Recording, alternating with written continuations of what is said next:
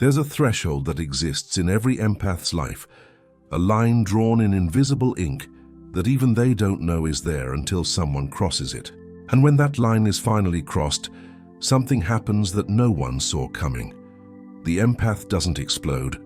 They don't rage or retaliate or seek revenge. They do something far more unsettling. They go completely silent.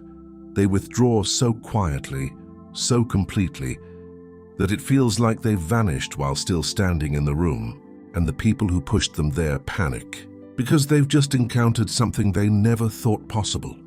An empath who no longer cares. Carl Jung spent years studying what he called the psychological breaking point, the moment when the psyche can no longer sustain patterns that violate its core integrity.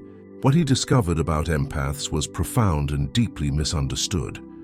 When pushed beyond their limit, empaths don't break down, they break through, into a version of themselves that operates on entirely different principles.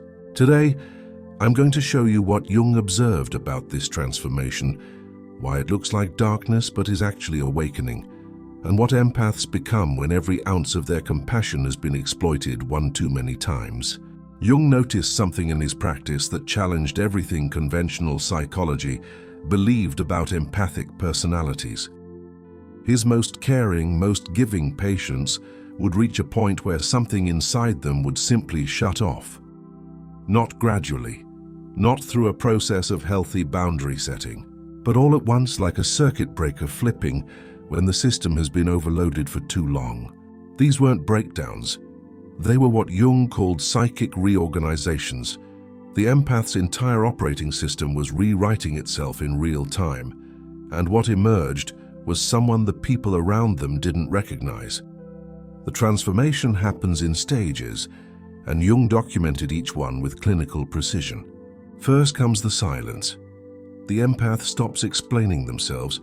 They stop defending their perspective. They stop trying to make people understand why their behavior was hurtful, not because they've forgiven, but because they've realized that people who are determined to misunderstand will twist every explanation into further evidence of the empath's supposed oversensitivity.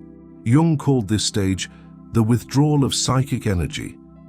The empath has spent years pouring their emotional resources into people who never reciprocated.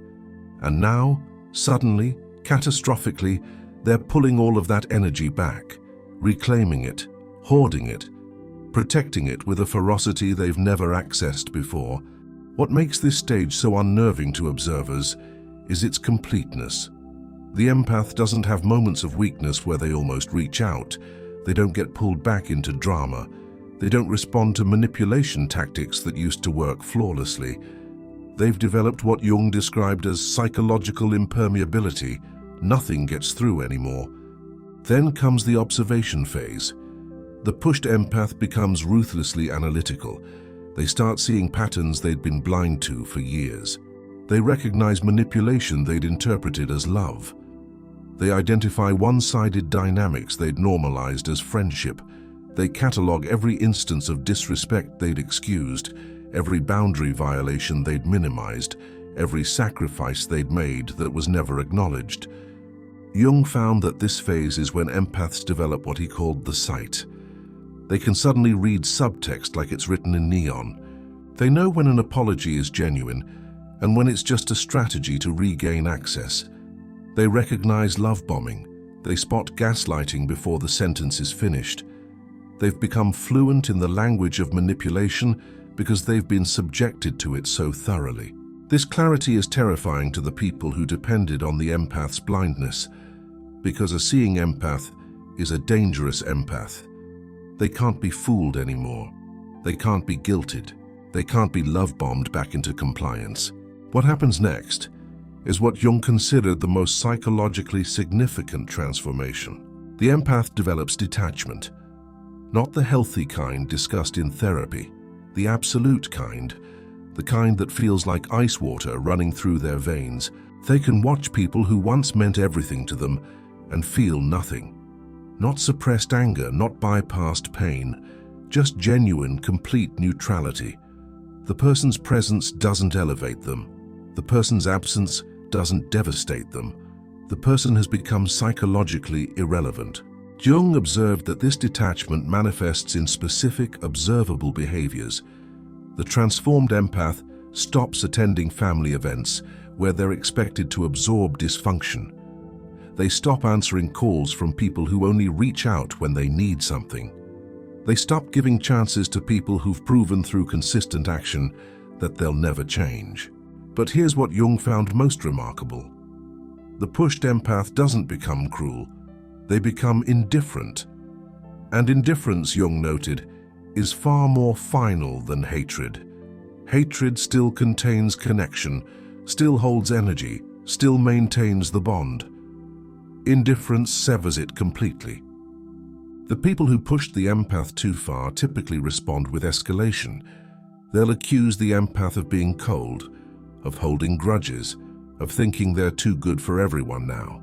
They'll recruit other people to pressure the empath to go back to normal.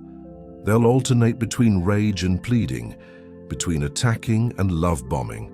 But Jung would tell you this escalation proves something crucial. Systems don't fight to keep people who weren't serving a necessary function. The intensity of their reaction reveals how much they were depending on the empath's dysfunction to maintain their own equilibrium. What the pushed empath becomes is what Jung called the integrated shadow. They've absorbed the part of themselves they were taught to reject, the part that can say no without explanation, the part that can witness suffering without feeling compelled to fix it, the part that can walk away from people they love because those people are toxic. This integration doesn't make them heartless, it makes them whole. They maintain their capacity for deep feeling, but they've developed the wisdom to direct it consciously rather than compulsively. They haven't lost their empathy. They've learned to reserve it for people who've proven themselves worthy of it through consistent reciprocity and respect. Jung observed that transformed empaths develop an almost supernatural ability to spot other people's true nature quickly. They don't need months or years to figure out if someone is safe. They can tell within weeks, sometimes days, by watching what people do when they think no one is paying attention, by noticing how people treat service workers, how they talk about exes, how they respond when told no. The pushed empath has been burned so thoroughly that they've developed pattern recognition that borders on prophetic. They know how a relationship will end based on how it begins. They can predict betrayal before it happens because they've learned to read the warning signs their old self ignored. If you've pushed an empath too far, you need to understand something.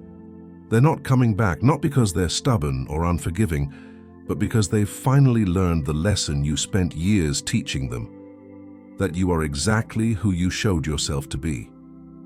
That your occasional moments of kindness don't outweigh your consistent patterns of harm. That their empathy was a resource you extracted until there was nothing left to give.